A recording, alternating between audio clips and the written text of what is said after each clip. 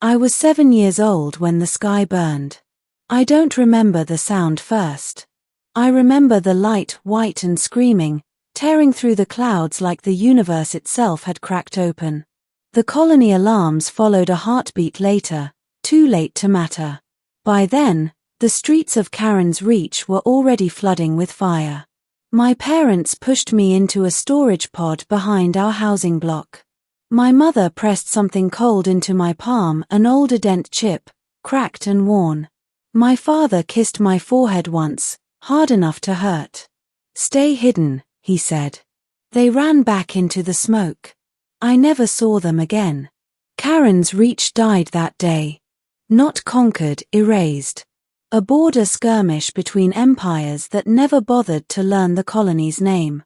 When the fires faded, only debris and drifting bodies remained. Rescue came weeks later, long after the screams stopped. They counted survivors on one hand. That was the day I learned something important. The galaxy does not care if you are innocent. I grew up moving between stations' aid hubs, overcrowded refugee decks, forgotten moons where the air recyclers coughed more than they breathed. Orphans like me learned quickly how to disappear, how to trade labor for food, silence for safety. By 16, I stopped pretending someone would come for me. By 18, I signed my name on a mercenary charter with blood. The Free Blades didn't ask about your past. They didn't care who you'd lost or why you were angry. They only cared if you could follow orders and survive long enough to get paid. I was good at surviving. Too good. I fought on mining worlds, escort routes, civil wars that burned themselves out in months. I learned how to read alien body language, how to tell when a ceasefire was about to break, how to shoot without hesitating. But the thing I learned best was this: power listens only to force. So I became force. Years blurred together.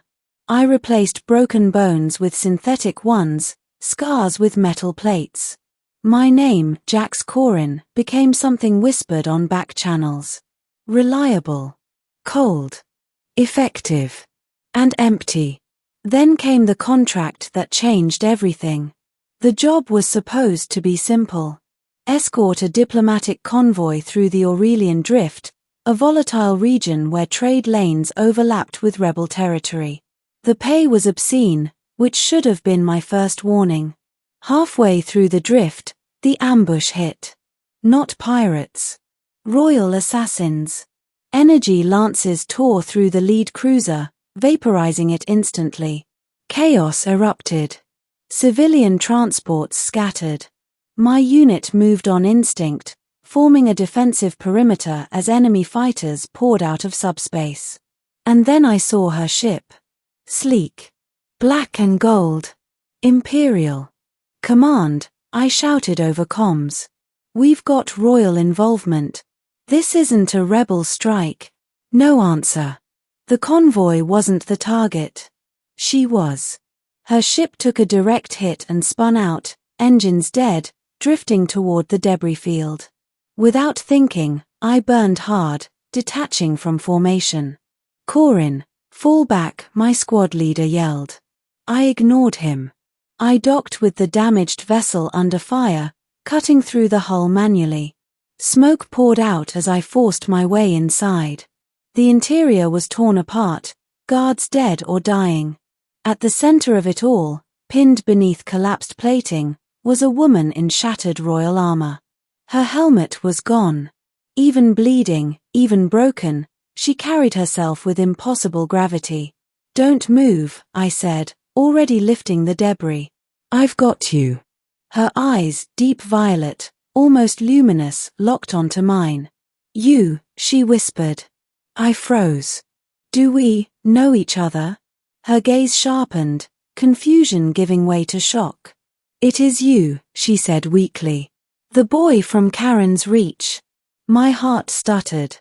"No one knew that name," I said. "No one alive." She coughed, dark blood staining her lips. "I remember." Explosions rocked the ship. Time ran out for questions.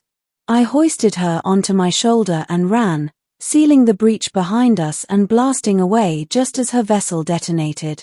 We barely escaped. She survived. Barely. When we reached a neutral medical station, her identity was revealed and the galaxy held its breath. Queen Lysera of the Varelian Dominion. The most powerful ruler in known space. The woman whose fleets could end wars with a word. And she knew my name.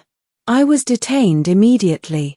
Interrogated, scanned, questioned from every angle. A mercenary pulling a queen out of an assassination attempt was not coincidence, it was conspiracy. Then she woke up.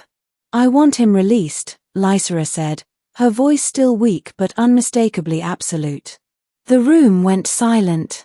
The guards hesitated. She turned her head slightly, eyes burning. "Now." They obeyed. Later that day, she summoned me privately. The room was quiet, sealed, guarded by silence more than soldiers. She reclined on a recovery platform, regal even in vulnerability. "You saved my life," she said. "I was doing my job," I replied automatically. She smiled faintly. "No. You broke contract. You chose." I shifted uncomfortably. "You said you remembered me. From the colony." "Yes," she said softly. "I was younger then. Not queen yet." I visited Karen's Reach during a relief tour. The attack happened while I was still on the planet. Memory slammed into place. A young alien woman kneeling among the ruins, holding crying children. Offering water. Comfort. "You gave me a blanket," I said quietly. "And told me to keep the stars in sight." Her breath caught. "You remembered." "I forgot your face," I admitted. "But not your voice." Silence stretched between us, heavy with years neither of us could get back. "I looked for survivors," she said. "The reports said there were none." "There were," I said. "Just not important enough." Her jaw tightened. "I was wrong." "No," I replied. "You were powerless." The word hung in the air. Then she surprised me. "I am not powerless now," she said. "And I will not lose you again." She offered me a position that night. Not as a mercenary. As her personal guard. The galaxy reacted exactly how you'd expect. Political rivals screamed favoritism. Military elites bristled at a human orphan standing beside a queen. Assassination attempts increased, not decreased. I stood through all of them. I learned court politics the hard way by watching smiles sharpen into knives. I learned that Lysera ruled with restraint that bordered on pain, always aware of how close power sat to cruelty. Late at night, we talked. About the people we'd lost. About the wars she'd stopped and the ones she couldn't. About the boy who hid in a pod and the young princess who failed to save him. "You became a blade," she said once. "So did you," I replied. She laughed softly. "Yes. But I had a throne to justify it." Months turned into years. I stopped taking contracts. I stopped running. And somewhere along the way, I stopped feeling empty. The rebellion came quietly. A coalition of worlds Lysera had refused to crush. They wanted her dead not because she was weak, but because she wouldn't be cruel enough to rule them the old way. The attack came during a summit. I caught the first shot.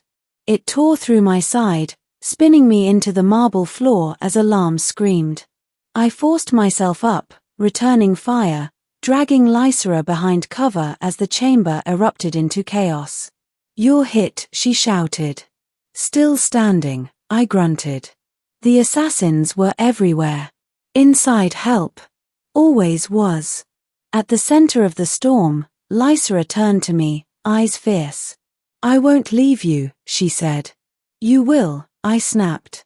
"You have to." She hesitated. Then she did something no queen had done in 1,000 years. She knelt. Pressed her forehead to mine. "Come back," she whispered. "I won't survive losing you twice."